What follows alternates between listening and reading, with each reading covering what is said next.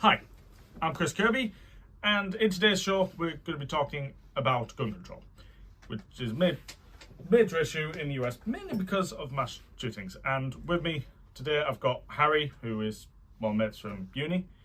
And yeah, how are you doing? I'm alright, yeah, how are you? Good. Yeah, happening? Yeah, no, just well, I mean, you know, I'm a musician, so I've just been pretty busy with the music stuff lately, but I'm a big follower of politics, so yeah, I just kind of do a bit of both, to be honest. Decent. Yeah, I'm taking these glasses off because I look stupid. Yeah. Yeah. Anyway, so we're going to talk about gun control, which is massive controversial issue in everywhere that's in the US and outside the US. Everyone's like, "Come on, sorry, come on, really." But first off, bit of context. In the US, there's a thing called Second Amendment, right? They like it. Basically, it says that that you can have a gun for personal use and defensive measures. However, about 4 in 10 adults actually live in a household with a gun, with 30% actually using this right. According to the Pew Research survey. Right. It's a crazy statistic, really, if you think about it, I guess. Oh yeah. Apparently, for every 100 people, there are 106 guns. Yeah, see, that's pretty insane. For every 100 people, there are 106. Yeah, so, which... Now, that's 6 more than the actual number you gave, so... Yeah, well, I mean, that's... the big thing is, it's not like every person has a gun. It's just some people have lots of guns. Yeah. Like, I think there's a guy in Colorado who owns, he can equip an army.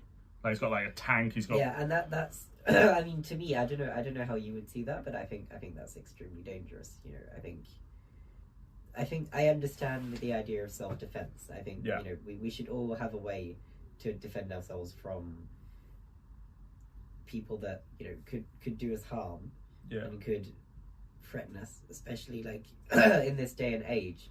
Yeah, because we have a very serious crime rate going on, especially in the US. That the crime rate is extremely high, but having the amount of weapons to, as you said, supply quote unquote, is what you said, an army is too.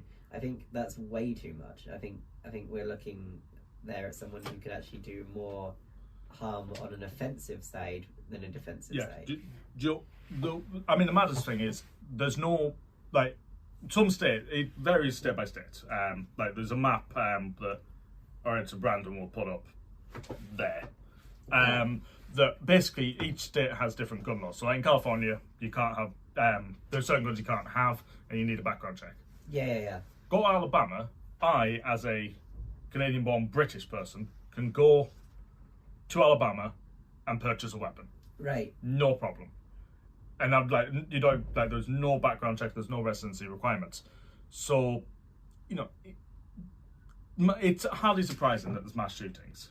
Well, yeah, exactly. I mean, if a gun's so easy to purchase in the US, especially in states like you said, like Alabama, for example, then obviously there's going to be massively negative repercussions, like shootings in America. I mean, it's so prominent in America that I think it almost kind of gets accepted. And that is extremely wrong, because we're allowing something that's hurting a lot of people and ruining a lot of people's lives, and destroying families to become kind of socially accepted in America. And something has to be urgently done about it, because a gun is so easily purchased, and as you said, there's no background checks carried out. Yeah. That is very, very dangerous. And people who are receiving guns, things like that, there has to be so many more checks done. There has to be reasons, I think, reasons as to why they want to get that weapon. If there's no background checks done, then it could be anyone who wants to get something like that, and it's very harmful. Yeah, I mean, one of the biggest arguments in the US is one of the biggest arguments that most Second Amendment advocates make is, why take the guns away from the good people, or make it more difficult for good people to get guns just because somebody might shoot up a white nationalist might show up at church, or Yeah, I mean, my answer for that would be that obviously there might be people that are using it for genuine reasons, like sport or whatever, but we have to think about the risks of actually receiving one of these, or the risks of owning one. Yeah. I mean, there have been really serious situations in America of shootings, even like school shootings, things like that. It's not good, and these things are happening because of the lack of checks and the lack of credibility that's going into these checks as well, and the lack of openness with these checks. People are receiving guns, very, very serious weapons that could be used to inflict a large amount of harm, and there's no sort of stable checks being done about it, and this is what's causing the issue. And I think that it's happened so much that people are just accepting it now, and that's where we're going wrong. That's where we need to start looking into these things and sorting them out. Yeah, I mean the maddest thing is the fact that most something like 67% of Americans want meaningful gun legislation, which seems sensible, according to PBS, which is a network that the existence of which is news to most Americans.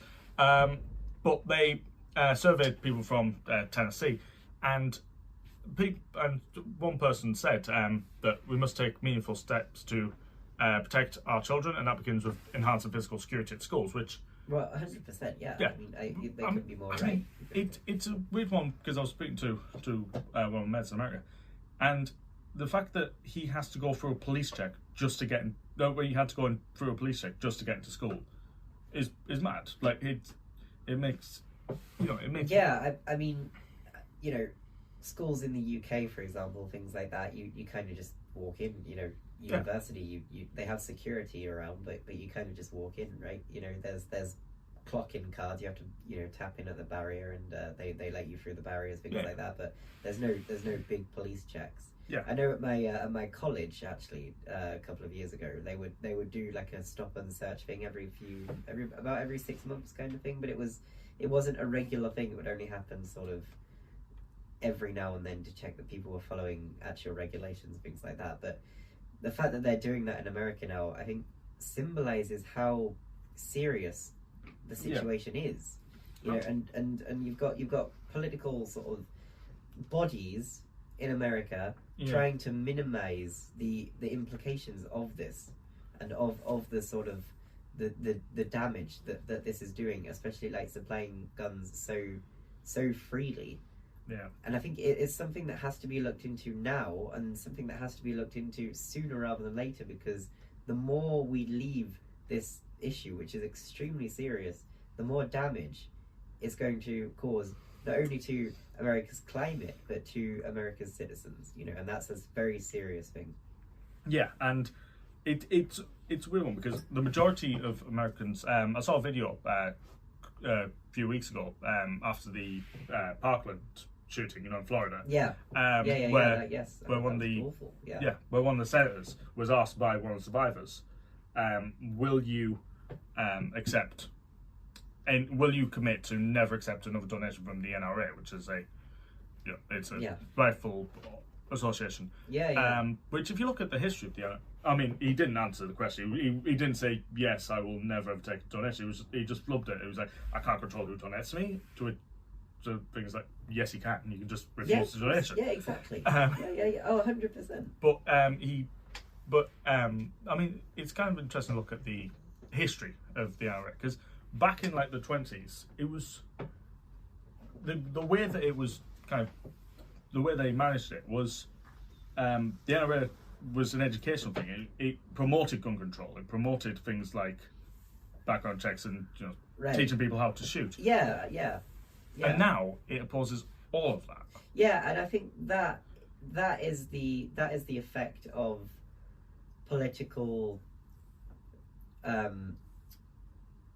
sort of the opposite to evolution. Is degraded. A political demotion, you know, in society, and in, you know, the evolution from, you know, solidity to corruption, you know, and we have a society that's kind of built on that. I mean, we've seen a lot of government. I mean, the things that you see police, like I was in the States over the summer. In DC, I saw like a full-on armoured, you know, the sort of thing that you see, you know, when you watch news reports from like Afghanistan. Yeah. That sort of thing, but in Virginia. Yeah. Like, I don't understand what that's about. I mean, yeah, and this is the sort of thing that they won't show you, because it shows up, it displays publicly how wrong the systems are working. Yeah. You know, and this is something that the politics in America, they'll always try to hide. Yeah. That. And that's same in the UK, same as anywhere you go. Anything that doesn't work. Yeah. You know. I mean, they try and hide it. I mean, it's a difficult one, because obviously the UK, the police in the UK aren't armed routinely. 100%. So yeah, the police in the UK. Police don't have guns. They do everywhere else in the world. Yeah. But my first introduction of that, because I was told by my parents, if you see a police officer with a gun, it's a dangerous place. Yeah. Went to Florida, every police officer has a gun. I was like, you didn't tell me Disney World was a dangerous place. Yeah. I know, exactly. But yeah, it's kind of like, it's so alien to us, because we obviously look at this and we think, you know, screw your constitution, like ban guns, they're the problem. But the guns, I mean, the NRA always say, yeah, like, guns don't, like, after Las Vegas in 2017. Yeah. Yes, that was a very bad situation. Yeah. The NRA said that feet are just as deadly as guns.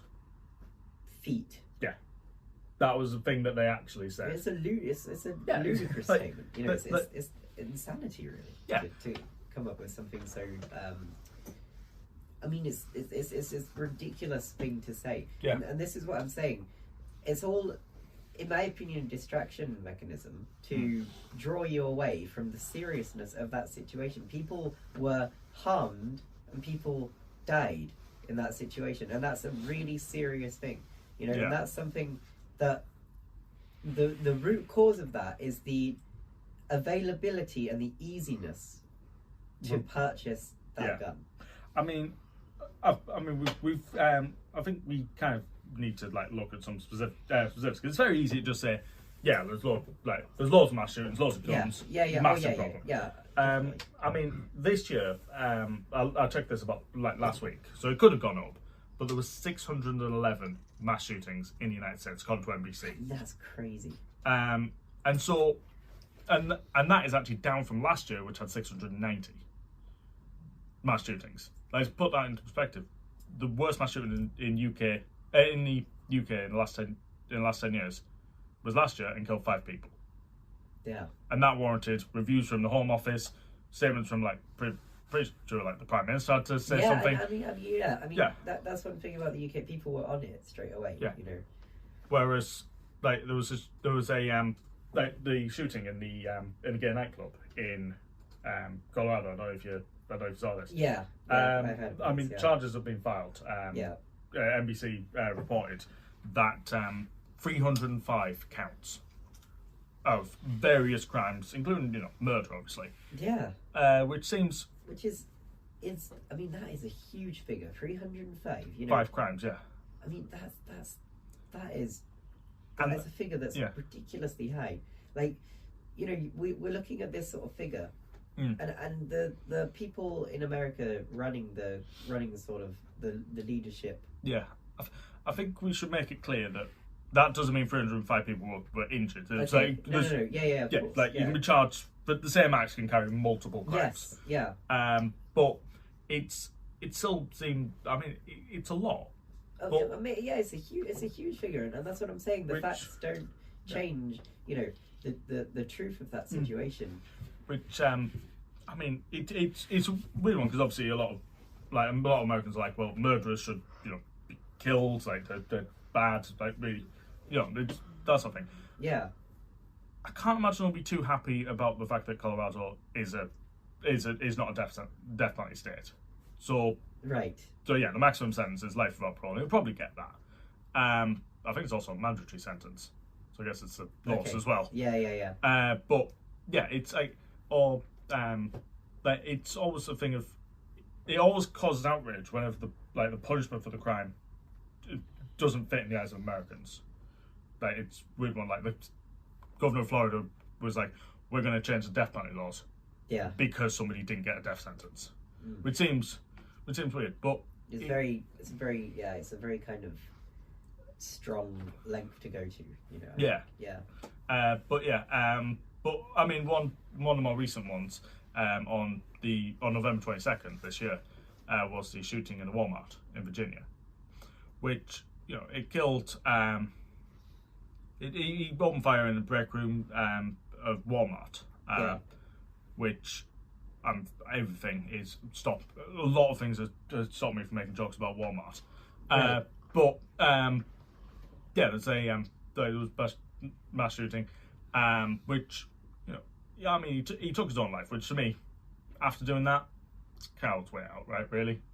Yeah, I mean, you know, someone doing that is obviously they're going through something that is ridiculously harmful for others. Yeah. You know, they're putting other people's lives in jeopardy. They're harming other people. They're at points killing other people, which is something that needs to be. I mean, people like this are able to walk around freely. Yeah. I mean, there's been multiple cases of people purchasing weaponry, not having a background check, walking around, going about their lives with criminal records, a history of medical treatment, things like that are not looked into. There needs to be extensive checks if you want to purchase a weapon to keep people safe. That's what this is about, keeping people safe. I mean, the difficulty is obviously background checks they just show whether or not you have a criminal record.